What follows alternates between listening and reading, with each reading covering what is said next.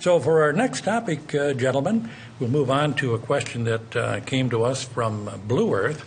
The state of Minnesota has mandated that our public utilities must purchase power from solar gardens.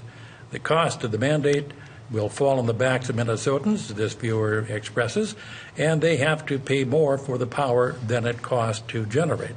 Now, I don't know as the substance of that being a proper supposition, but it is there in front of us. Solar power, where does it come from? How much does it cost? How much does it save? So, Senator Johnson, maybe we'll start with you and come around this side of the table. Well, great. So this is one that I'll be honest with you. I'm not real familiar with the mandate and the effects that it's having on local citizens, because in Senator Eke and I's district actually butt up against each other. Mm-hmm. So we share a lot of the same power generation facilities that are created out in North Dakota. But one of the interesting things is that we also get a lot of our renewable energy from North Dakota too.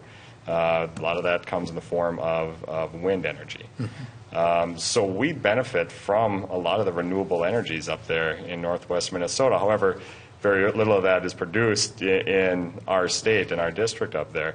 So, we've seen that, and our cooperatives are doing a great job of meeting those mandates and controlling the costs that do come along with those.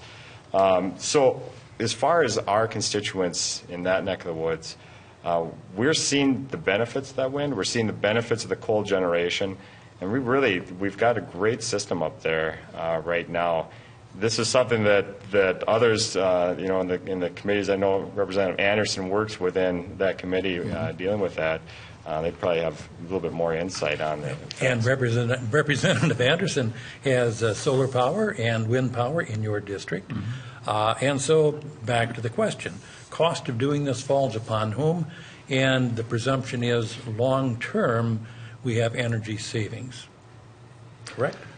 Well, Minnesota established the price of solar 2 years ago, and I think it was a little bit too high. It was about 15 cents for these smaller 1 megawatt solar arrays. And so we had a kind of a rush of solar into Minnesota. You see them along the freeways and back in our home counties as well. A lot of new solar gardens have popped up. And the smaller the installation, the higher the cost per kilowatt hour that energy is produced. And I would agree with the questioner that solar is, I think, the most expensive form of electricity compared to wind, which has really come down in cost. And you still need that baseload power of coal, and here in Minnesota we have nuclear power as well. So, yeah, I would agree that solar is more expensive, and we want the renewable energy, but there is an additional cost to it. And the other ratepayers, in the particular, whether it's a rural co-op or Xcel Energy, have to pick up that cost to kind of socialize those costs among everybody to make those systems work. Okay. Representative Carlson, any comments on the issue? Well, going back to the Pawlenty years, he advocated and the legislature passed that we had to have, I think it was initially 20% of our energy by a certain date. I'm trying to remember, 25 by 25, yeah. From renewable energy sources. And so that put us on that course of developing renewables. My history wasn't so much solar. I was very involved with getting the wind energy started out at Buffalo Ridge. And that was a mandate, and at the time, the wind energy was arguably not competitive. But then as more and more farms with wind energy went online and so on, as you point out, as Representative Anderson pointed out, the costs have gone down. So hopefully that'll be the outcome with solar. There is another side to this. One way you look at it is the individual ratepayer, and that you want to have energy available at the lowest possible cost. But the other is that Minnesota is not an energy producing state, at least historically. Now with alternative energies going online, so that could help our economy. At least that's one of the arguments, in the sense we won't be exporting Minnesota dollars to buy energy. So that could be a positive outcome. But The solar farms, I suspect, will probably come down in cost as wind energy did as more and more farms went online. Senator Eakin, some like observations or some variants? Yeah, no, I agree that, as Representative Anderson said, that we do have, it is more expensive at this point, but as Representative Carlson said, it's been demonstrated with wind energy, for instance, that it does come down in price the more efficient we get at generating that kind of power. So, I think that things can change on that front, and I do think it's good if we try to expand our industry in renewable energy. I think it's good if we can develop our own source of energy here at home, creating jobs here at home, producing that energy. But I also think that we have to be careful not to put undue burdens on our ratepayers. And that includes not just the individual families paying the rates, but the businesses out there as well. We need to be cognizant of that as we move forward. And I've never been a real big proponent of mandates. And the renewable energy standard is one of those things that, it can have good effects, but it could also, result in significant increases in what ratepayers are paying. And I've always been more a believer in, I guess, using the carrot rather than the stick. I think it's a more effective way to do it.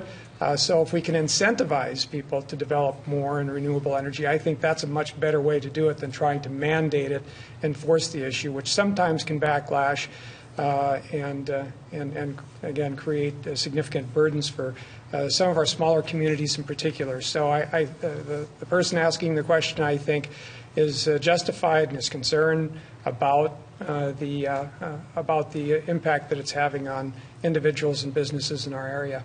And if I could just add that the renewables are intermittent. The sun doesn't shine at night. Obviously, the wind doesn't blow all the time. So you have to have baseload power to back up any renewable energy that you may want to put on the grid. And you have that kind of redundant backup power, which adds to the cost of renewables, and you have to account for that as well when you figure out the cost benefit in terms of will it work or won't it work. All right. Just a Yes, quick go ahead. comment, because I was on the conference committee when it was a mandate, and I understand what Senator Eakin is meaning by mandates, but we mandated years ago, about 25 years ago, that Xcel generate 450 megawatts of electricity through wind energy and 50 megawatts through biomass. That equaled one reactor at the Prairie Island plant in Red Wing. That's where that number happened to come from. But what I learned when we talk about the wind blowing, I asked that very question when I was on the conference committee. I said, well, what happens when the wind doesn't blow? They said, well, at Buffalo Ridge out in southwestern Minnesota, we're all familiar with jet streams with aircraft and so on. There's a natural uplift of the air off the Great Plains, and the wind is quite constant. Now, not every place is Buffalo Ridge. That's, although they do say that in your area, or two of you, that one of the big developments might be between Fargo, when we talk wind energy, and Grand Forks, East Grand Forks. And hopefully it'll be on the Minnesota side, because we do get tax revenue and what have you from those wind generators. If we talk about the wind blowing in the Red River Valley, is there a snert factor in there somehow? Just kidding. I thought you were going to talk about St. Paul and hot air blowing out of there, but no. Never. Okay. Well, again, audience members, join us, please, with your questions, your legislators. It's on your screen. You can get hold of us and send along your questions for our panel this evening.